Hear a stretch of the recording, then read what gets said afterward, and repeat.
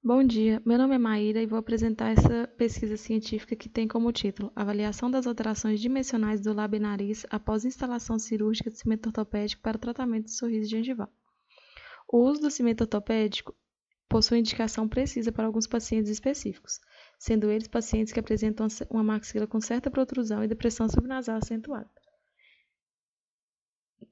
Não até o presente momento, pesquisas científicas que quantificam alterações dimensionais do lábio e nariz. Para uma melhor compreensão dos reais efeitos e benefícios da técnica, é fundamental quantificar a redução do sorriso gengival, espessura e formato da curvatura do lábio superior, largura do nariz, largura do filtro e ângulo nasolabial. Esses parâmetros poderão definir o real benefício da técnica e auxiliar o profissional para um melhor planejamento, como em quais casos se aplica o uso do cimento ósseo no tratamento do sorriso gengival.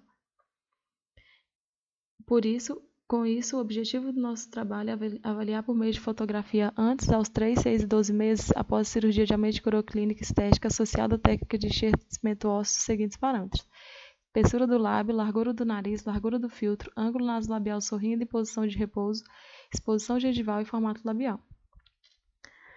A amostra do estudo foi composta por 12 pacientes do sexo feminino com média de idade de 25 anos. Foram realizadas medidas clínicas, faciais e dentárias por meio de paquímetro digital e espessímetro de Castroverde, respectivamente.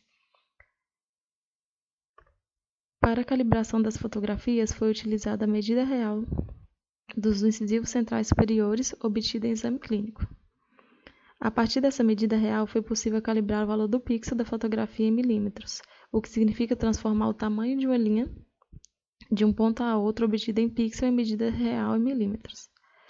Foi feita análise métrica das fotografias através do software para mensurar as características do sorriso descritas a seguir: espessura do vermelhão do lábio, exposição gengival, formato do lábio, largura do nariz, largura do filtro, ângulo nasolabial sorrindo e ângulo nasolabial em repouso.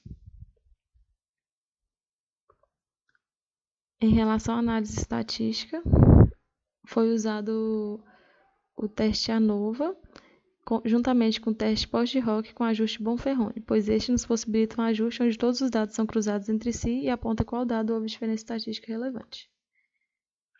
Em relação à espessura do lábio, não houve diferença significativa estatística entre o pré e pós-cirúrgico. Em relação à exposição gengival, houve diferença significante na maioria dos dados. A comparação entre o tempo 0 e o restante do tempo já era um resultado esperado. O mais interessante é comparar o tempo 2, 3 e 4, e esses dados nos dizem que entre 3 e 6 meses houve uma recidiva, ou seja, nesse momento a exposição gengival aumentou. Já no tempo 4 não houve alteração em relação ao tempo 2, ou seja, ao passar do tempo, aos 12 meses, a quantidade de exposição gengival retorna ao valor que era aos 3 meses.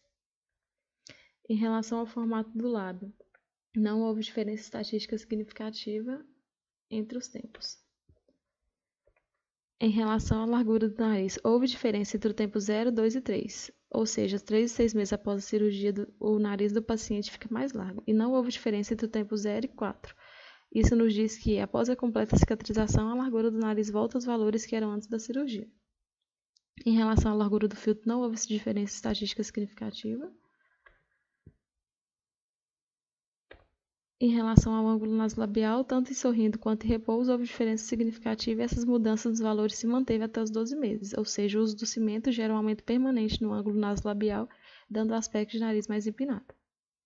Com isso, podemos concluir que a instalação do cimento ortopédico é eficaz na diminuição da exposição gengival ao sorrir, entretanto, o paciente apresentará alargamento transitório do nariz e aumento permanente do ângulo nasolabial. Podemos concluir também que a diferença visual é maior quando o paciente é visto na posição perfil.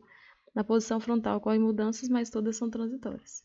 Essas são as principais referências. Muito obrigada.